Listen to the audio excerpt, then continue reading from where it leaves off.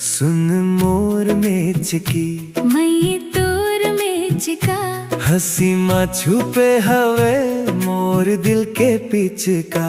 बंधवा खाले जाबो तर तर नरी आबो, तोर संग जिंदगी ला हसत गावत बिताबो। सुन मोर मेचकी मैं तोर मेचका, सुन मोर रानी मैं तोर सजनवा।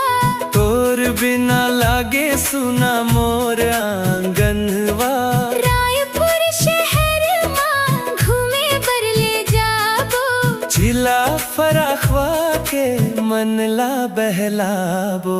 मैग्नेटो मॉल मां पिक्चर दिखा हूँ, अनुज शर्मा के संग सपना सजा हूँ। टेटकुराम फिल्म मा हंसी बरसाबो, तोर हाथ धरे धरे दुनिया भुलाबो।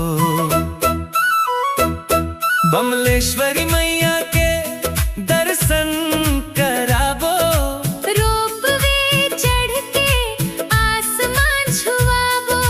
माथा टेक के माँ से आशीष मंगाबो।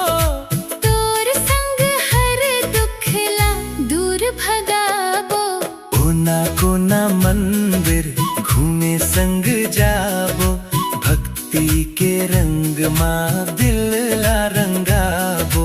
गंगरेल डैम के पानी मां बुड़ के डुबकी लगाबो। सपना के नावला धीर धीर बोहाबो। माना एयरपोर्ट ले उड़ान भरबो। फ्लाइट मां बैठ के जगदलपुर मां चित्रकूट झरना जाबो। तोर संग हर सफर बने कहानी, मुस्कान बने मोर सबसे बड़े निशानी।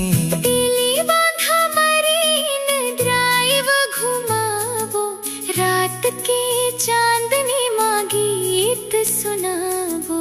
बयार के संग संग बात चलाबो, तोर संग जिंदगी ला मीठ बनाबो।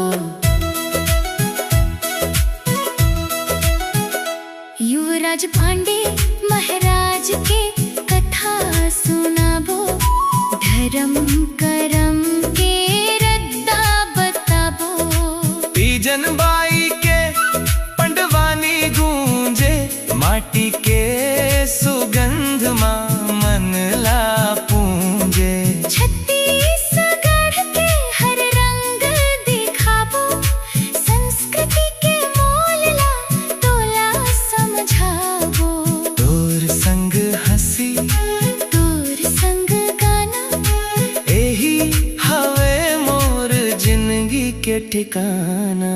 सुन मोर मेचकी मैं तोर मेचका, हंसी माँ छुपे हवे मोर दिल के बीच का।